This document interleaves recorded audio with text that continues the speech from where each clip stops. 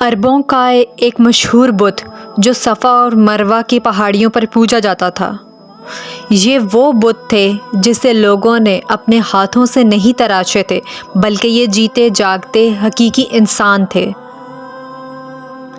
انہوں نے خانہ کعبہ کے اندر ایسا کیا جرم کیا تھا کہ جس کی وجہ سے اللہ نے انہیں ایسا خوفناک عذاب دیا جو آنے والوں کے لیے عبرت کے لیے نشان بن گیا۔ جب سے خانہ کعبہ تعمیر ہوا تب سے لے کر اب تک جس نے بھی بیت اللہ کی بے حرمتی کی یا بے حرمتی کرنے کی کوشش کی تو اللہ نے ان کا وہ حشر کیا کہ رہتی دنیا تک وہ ایک عبرت کا نشان بن کر رہ گئے، پھر چاہے وہ دنیا کا طاقتور بادشاہ ابراہا یا اس کا ہاتھیوں کا لشکر ہی کیوں نہ ہو۔ اس کے علاوہ تاریخ میں کئی ایسے واقعات ملتے ہیں کہ جنہوں نے کعبہ شریف کی بے حرمتی کی اور اللہ نے ان کو دردناک عذاب دے کر تباہ کر دیا۔ اسحاف اور نائلہ بھی اسی کی ایک مثال ہیں۔ اسحاف بن یالا اور نائلہ بنت زید دراصل قبیلہ بنی جرم کے ایک میں اپنے حسن کی نمائش کیا کرتی تھی۔ وہ فحش لباس پہن کر گھر سے نکلتی تھی اور قبیلے کے نوجوان اس کے پیچھے پیچھے چلتے تھے۔ ہر کوئی اس سے تعلقات کا خواہش مند تھا اور انہی لوگوں میں قبیلے کے سردار کا بیٹا بھی شامل تھا جس کا نام اسحاف بن یالا تھا۔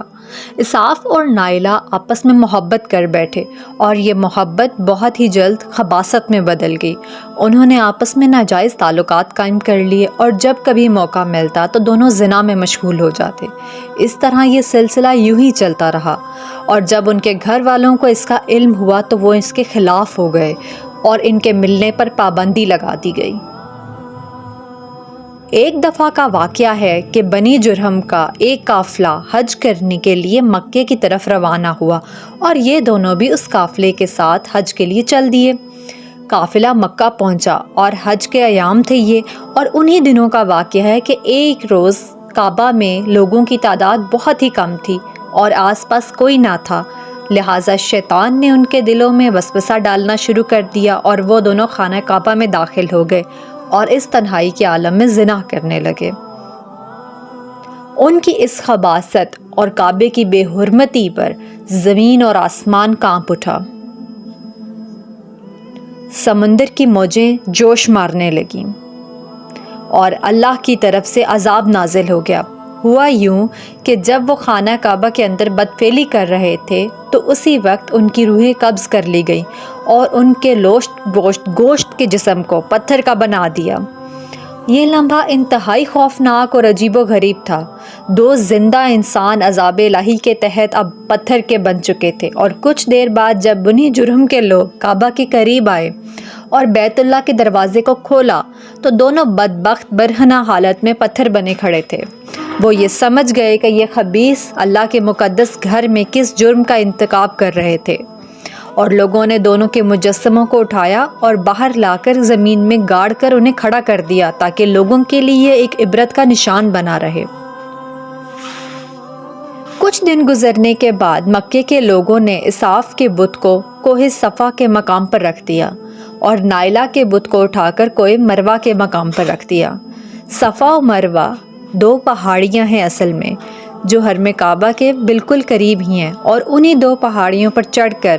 اور چکر لگا کر بی بی ہاجرہ علیہ السلام نے پانی کی تلاش کی تھی جب حضرت اسماعیل علیہ السلام شیر خوار بچے تھے اور پیاس کی شدت سے بے قرار ہو گئے تھے۔ اس لیے زمانہ قدیم سے یہ پہاڑیاں بہت مقدس مانی جاتی ہیں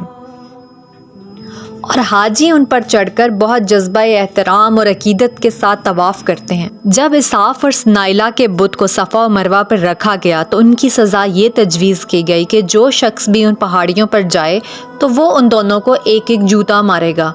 اور ایک دو نسلوں تک یہ عمل جاری رہا۔ پھر لوگوں نے ان کو جوتوں کے بجائے تھپڑ مارنا شروع کر دیے، اور کچھ نسلوں بعد لوگ انہیں صرف ہاتھ لگایا کرتے تھے۔ اس طرح وقت گزرنے کے ساتھ ساتھ لوگوں نے ان سے عبرت حاصل کرنا کم اور ان کی تعظیم زیادہ کرنے لگے، یہاں تک کہ ایک وقت ایسا آیا کہ عربوں نے جاہلیت کی بنا پر ان کو محبت کی علامت قرار دینا شروع کر دیا، اور قبیلوں میں ان دونوں کی عشق کی داستان کو فخر سے بیان کیا جانے لگا، اور آہستہ آہستہ یہ محبت کے دیوی اور دیوتا قرار پائے۔ 5ویں صدی تک اساف اور نائلہ کے بت کو عربوں کے بڑے بتوں میں شمار کیا جاتا تھا، جن کے آگے لوگ سجدہ کیا کرتے تھے اور قربانی بھی چڑھاتے تھے۔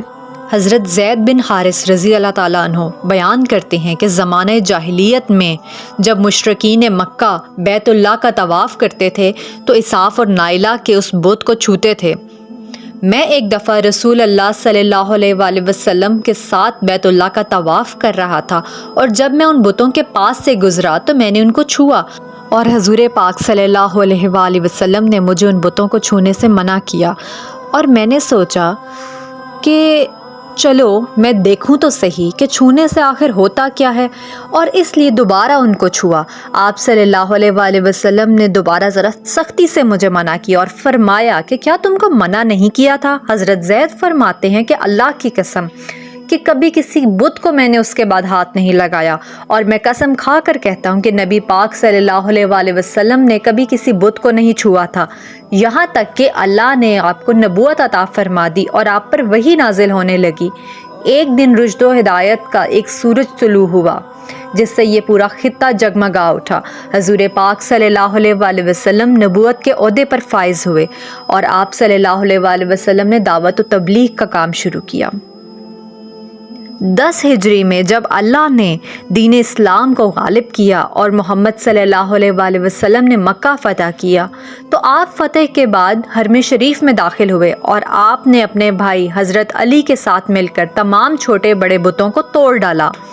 آپ بت توڑتے جاتے اور فرماتے جاتے کہ حق آ گیا اور باطل مٹ گیا، بے شک باطل نے مٹ جانا ہی تھا،